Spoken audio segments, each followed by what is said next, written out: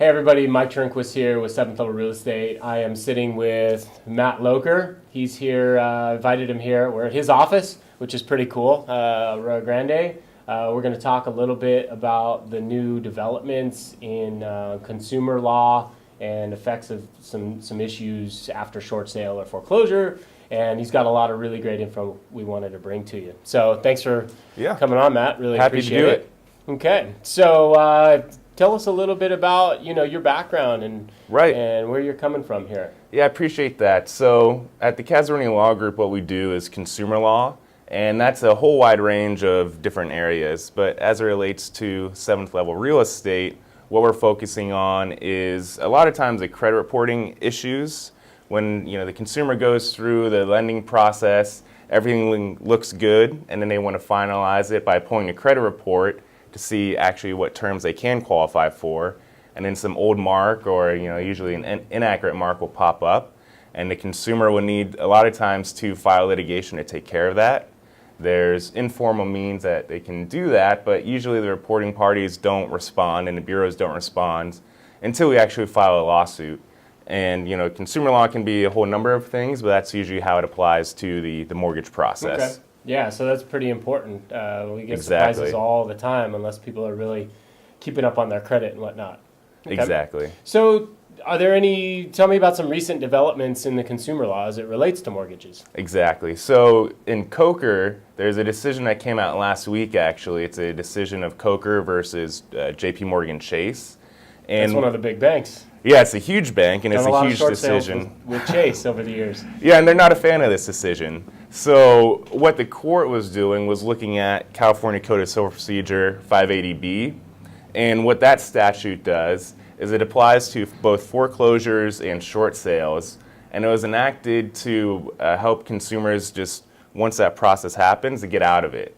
What was happening before it, during the Great Depression actually, was the banks were overvaluing properties and then going into a short sale, and the money that they're paying was drastically less than what they valued the property for to begin with. So that left the consumers with potentially hundreds of thousands of dollars of a deficiency balance.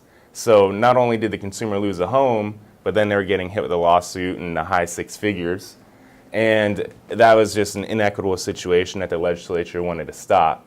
So they enacted this statute back in the 30s, didn't really get much play until consumers sued Chase for collecting on the deficiency balance.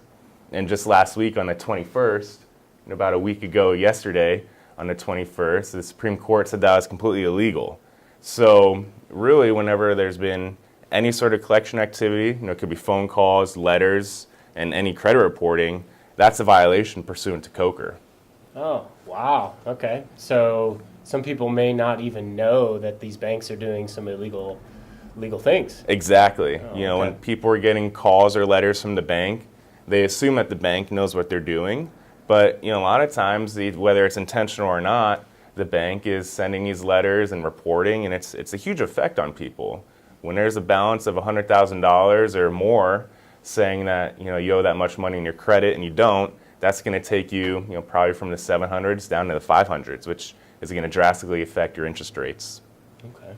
Now, does this apply for both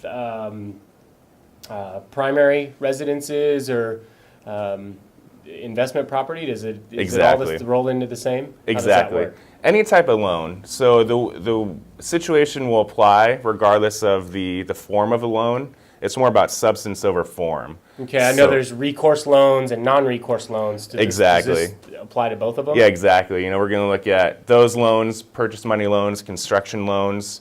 If the bank is in the one with unequal bargaining power is determining the value of the loan, and then there's a deficiency, that's going to apply.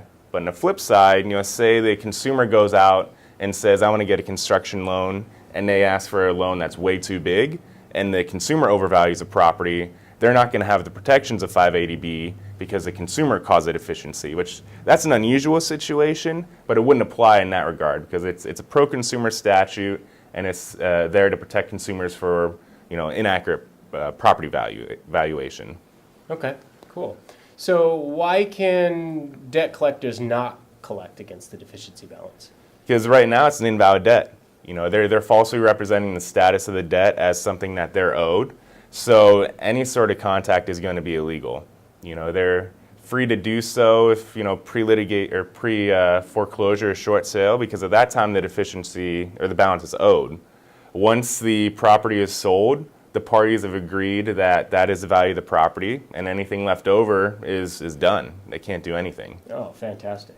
Fantastic. Cool. Well, this is some really good information. I appreciate you bringing it to my clients. And if you guys have any questions at all, please give Matt a call, and he can help kind of walk you through this process and see if there's some illegal collection activities. Absolutely. Yeah, appreciate it. Thanks so much, Matt. Have a good one. Okay.